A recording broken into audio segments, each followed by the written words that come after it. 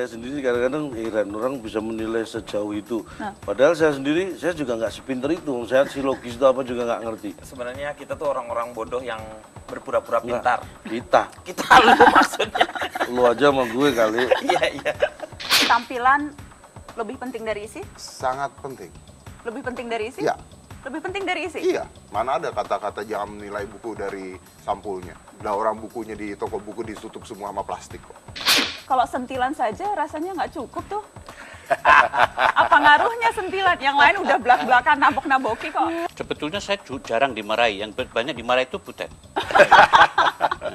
Enggak juga, Mas. Oh enggak ya? Oh, mereka seneng juga Seneng ketawa juga ke ya? TV. Enggak, Saya kata- kalau ketemu Pak SBY cipika-cipiki kok. Oh ya? Oh ya? Oh iya. Selamat malam, selamat datang di Mata Najwa. Saya Najwa Shihab, tuan rumah Mata Najwa. Antara layar kaca dan kehidupan nyata sebenarnya adalah dua dunia yang berbeda. Layar kaca adalah dunia yang serba tertata, dengan para bintang menangis dan tertawa sebagai sandiwara yang dirancang sebelumnya. Mereka mainkan suatu peran untuk menghibur para pirsawan dan menjaring rating serta iklan. Jika akting sudah jadi hal yang amat biasa, akankah dalam kehidupan nyata mereka juga terbiasa berpura-pura? Inilah Mata Najwa, elit layar kaca.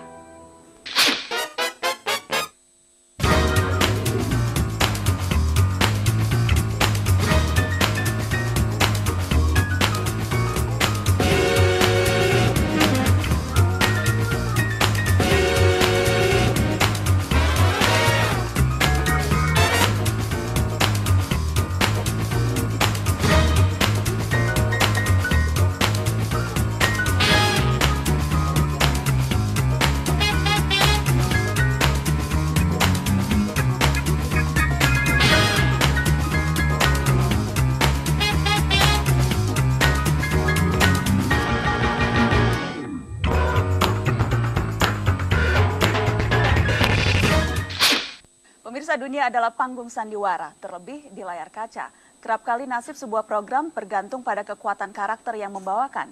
Mata Najwa mengundang seorang bintang layar kaca. Bermula dari trik magic, ia kini menjadi sosok yang kerap dilirik. Telah hadir Deddy Corbuzier. Selamat malam, Mas Deddy. Selamat malam. Terima kasih sudah bersedia memenuhi undangan Mata Najwa. Sama-sama. Gantian sih sebenarnya. Gantian ya? There's always give and take. Always like that. Jadi artinya setelah ini saya yang Setelah harus ini, datang ke acara Nana Anda. harus ke acara saya. Insya Allah dengan senang hati. Menarik untuk berbincang dengan salah satu elit layar kaca. Saya katakan elit karena Anda masuk industri ini sudah sejak tahun 98. 98. Anda melihat ini suatu perjalanan yang akan panjang, targetnya memang sampai panjang, akan ada terus di depan layar kaca? Ya, dari awalnya orang tua saya juga udah meragukan itu. There's a lot of things. First, I'm Chinese. Di zaman saya tidak banyak Chinese people yang masuk ke dunia entertain. Kedua, saya main sulap. Anggaplah tukang sulap ya. Nah, tukang sulap itu kan pekerjaan yang tidak menjanjikan menurut mereka. Iklannya aja di bawah tukang sedot WC kan. Selalu ditanya mau makan apa kalau udah main sulap tuh mau makan apa gitu.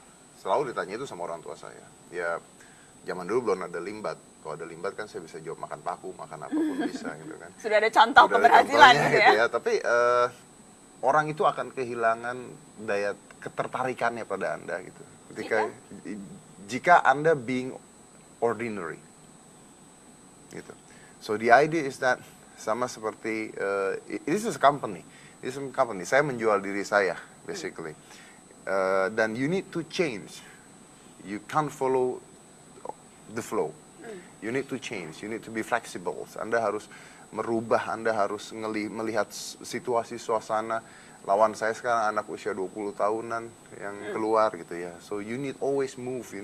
Anda nggak boleh ada di zona nyaman terus-terusan. And I always change. Dengan itu karenanya Anda bisa bertahan karena selalu berubah. Selalu berubah. Ketika orang nonton TV, apa sih yang mereka inginkan menurut Mas Deddy? Tergantung dari kelas A, B, C atau D itu dulu. Tapi kalau kita bicara sharing dan rating, pasti kisah horor menyedihkan, seks. Always sells. sex and horror always sells. Makanya terakhir-terakhir dibikin film horor dengan pemain seks, ya kan? Jadi it's really sells. Tapi Kombinasi maut. Kombinasi maut. Tapi kan kita nggak bisa follow seperti itu. Pasti kita nggak bisa follow seperti itu. Nah, kalau saya larinya, menurut saya anak-anak muda. Apa sih yang anak-anak muda itu mau? Apa sih yang mereka pinginkan? And that's what we try to hear terus-terusan gitu. Contohnya adalah I come up with my own diet. Oke, yang saya sebar ke masyarakat begitu. OCD. Yes. I come up with my own diet yang saya sebar ke masyarakat. And I need to prove it. Gimana caranya saya harus melawan anak usia 20 tahunan yang mereka must be younger than me, must be maybe they're more handsome than me, ya kan? Mungkin nggak banyak. Gimana cara ngelawan mereka gitu. So I think I need to change gitu. I really need to change, dan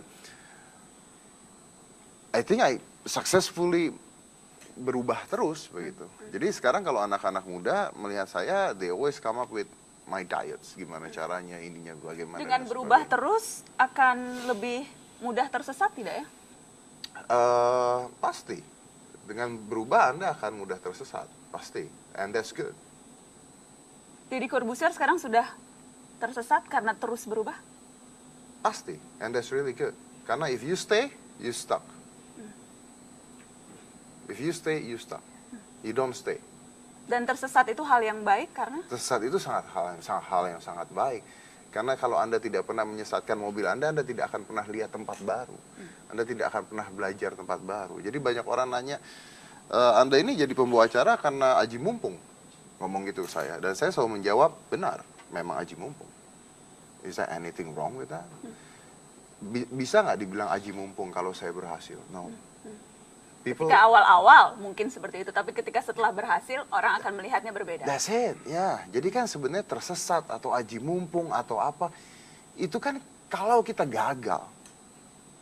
Tapi kalau kita berhasil, mereka nggak akan bilang Anda tersesat. Karena kuncinya harus selalu berhasil. Harus berhasil. Nah kalau tidak berhasil gimana? Udah jangan dilihat orang, diem-diem aja itu nggak berhasil. Di televisi ukuran keberhasilan rating dan share? No. Bukan? No. Apalagi ukuran keberhasilan program televisi. Kalau sekarang iklannya banyak, yang nonton banyak. Kalau untuk Deddy Corbuzier ukuran Saya keberhasilan? punya acara TV yang rating dan share saya tidak tinggi. Tapi acara TV saya adalah acara dengan penghasilan yang mungkin terbesar di stasiun TV tersebut. Jadi dari hitungan banyaknya pemasukan iklan. Yes. Oke. Oke. Now how? Question is how. Kalau kita ngikutin, jadi ada dua nih menurut saya. Pertama adalah rating and share. Nah sekarang kita tahu bahwa rating and share itu menurut saya sendiri salah.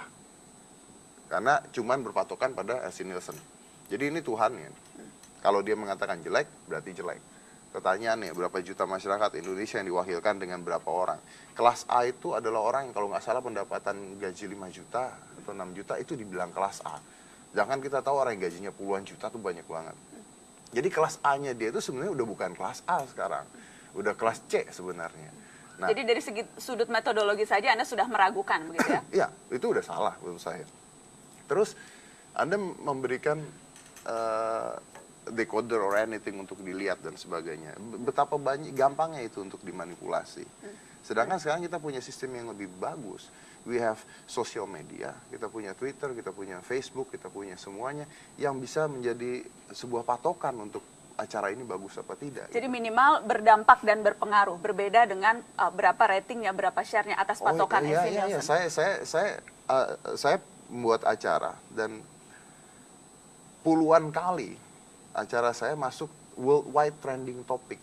Worldwide trending topic. Itu artinya yang nge-tweet itu jumlahnya jutaan orang. Oke? Sharing saya jelek loh. Sharing saya jeblok. Pada saat saya sharingnya tinggi, di Twitter, Facebook nggak ada yang ngomong. Karena kalau Anda mau sharingnya tinggi, panggil tukang penyanyi dangdut. Suruh jungkir balik. Dan penontonnya lebih banyak. Dan itu pun terkadang dilakukan juga. Yes, terkadang dilakukan juga. Tapi kita karena rating and share memang tidak mau itu memang menjadi tolak ukur. Not in my show.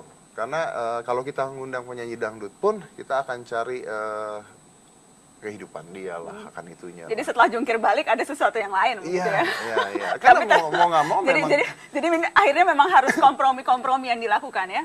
at some certain times yes gitu. Tapi kan at least kita harus memberikan sesuatu lah. Harus. Nggak bisa enggak. Terus saya bukan muter-muter. Saya sampai detik ini nggak tahu. Kalau saya tahu masih jawab. Apa sih yang nggak bisa jawab? Saya jawab. Saya nggak tahu.